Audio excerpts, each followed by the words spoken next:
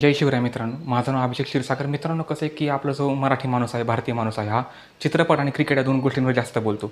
पण जर तिसरा कोणता विषय असेल तर राजकारण हा त्यांचा तिसरा विषय असतो. म्हणजे दोन विषयावर बोललं जातंच, क्रिकेट आणि चित्रपट, पण राजकारणासुद्धा जास्त खूप बोललं जातं. तर झालं असं की आपल्या एक महाराष्ट्रामध्ये, पुण्यामध्ये एक असा नेता होता जो तळागाळातून पार केंद्रापर्यंत गेला. असं झालं की तो म्हणजे एक केंद्रीय मंत्री होता. पण एक घटना त्याच्या आयुष्यामध्ये अशी घडली की तो काँग्रेसची जी पूर्ण एक फळी आहे, जी नेत्यांची मधली फळी किंवा जे कॅबिनेट मंत्री जे आहे, त्यांचं कॅबिनेट मंडळ आहे, त्यातून पूर्णपणे बाहेर पडला. तर मित्रांनो, हा किस्सा नेमका काय झाला होता ते आपण जाणून घेऊया. असतो किती मोठा राजकारणी असला तरी त्याच्यावर मोठ्या घोटाळ्याचे आरोप झाले किंवा तो एखाद्या इलेक्शनमध्ये पराभूत झाला तर त्याचं जे करिअर आहे ते पूर्णपणे संपुष्टामध्ये येतंच. सुरेश कलमाडी हे नाव आजच्या जनरेशनला नवीन वाटत असेल, पण आमच्या लहानपणीचा काळ असा होता की कलमाडी आणि पुणे हे समीकरण तयार झालं होतं. पुणे म्हणजेच कलमाडी आणि कलमाडी म्हणजे पुणे हे दिल्लीच्या गादीपर्यंत सर्वांनाच ठाऊक होतं. पृथ्वीराज चव्हाण, शरद पवार वगैरे ही मंडळी महाराष्ट्राच्या राजकारणात दमदार कामगिरी करत होती. सुरेश कलमाडी त्यांना ज्युनियर होते, पण पुण्याच्या राजकारणात कलमाडी यांचा निर्विवाद होल्ड होता. पुण्याचे खासदार ते भारतीय ऑलिम्पिक संघटनेचे अध्यक्ष, 2010च्या राष्ट्रकुल क्रीडा स्पर्धांच्या आयोजनाचे अध्यक्ष, असा त्यांचा प्रवास फारच थक्क करणारा होता. त्यांचे हाय प्रोफाईल राहणीमान नेहमी चर्चेचा आणि वादाचा विषय ठरले.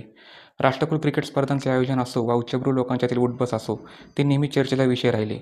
हाय प्रोफाईल सेलिब्रिटींसोबतचे मैत्रीपूर्ण संबंध त्यांच्यातील मास लीडर इमेजला डॅमेज करत राहिले. ते मास लीडर होते की नाही हा खरं तर वादाचा विषय होईल, कारण त्या पुण्यासारख्या सिटीतून निवडून तर येत होते. खरं तर ते मेट्रोपॉलिटिशियन होते, परंतु उद्योगपती, भांडवलशाही व्यवस्था आणि सेलिब्रिटींच्या सोबतचे त्यांचे संबंध हे घनिष्ठ होते, म्हणजे खूप घनिष्ठ संबंध होते. त्यामुळे त्यांना नेहमीच क्रिटिसाईज केलं गेलं. अनेकांना माहीत नसेल, पण त्यांच्या अनुयायांकडून त्यांना पंतप्रधान पदाचा उमेदवार म्हणून घोषित करण्यात आलं होतं.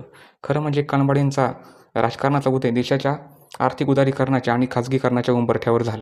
तत्पूर्वी अनेक उद्योगांवर सरकारी नियंत्रण होतं. नरसिंहराव सरकारने मुक्त अर्थव्यवस्थेचे धोरण स्वीकारल्याने खाजगीकरणाला सुरुवात झाली आणि पुण्यामध्ये जमिनीचे भाव त्यावेळी गगनाला भिडले. गल्लीबोळात गुंठामंत्री तयार होऊ लागले. गल्लीतला पोऱ्या फॉर्च्युनर घ्यायची स्वप्न पाहू लागला. ज्यांना लाखाचा आकडाही लिहिता येत नाही अशी अंगठी बहादर मंडळी करोडमध्ये खेळू लागली. या सर्वांना त्या काळात सत्तेमध्ये असलेल्या कलमाडींचा राजाश्रय प्राप्त झाला. पुण्यात जमिनीचे भाव तर गगनाला भिडलेच, पण इमारतीसुद्धा गगनचुंबी होऊ लागल्या होत्या. अर्थातच समकालीन माध्यमांचा आढावा घेतला तर कलमाडी यांना खरं तर एक दुर्दैवी आणि शापित राजकारणी असंच म्हणता येईल. एवढं सगळं वैभव पायाशी लोण घेत असताना राष्ट्रकुल क्रीडा स्पर्धेचे आयोजन करण्यात आले आणि त्या राष्ट्रकुल क्रीडा स्पर्धा अर्थात कॉमनवेल्थ गेम्स आयोजनाचे अध्यक्ष हे सुरेश कलमाडी होते.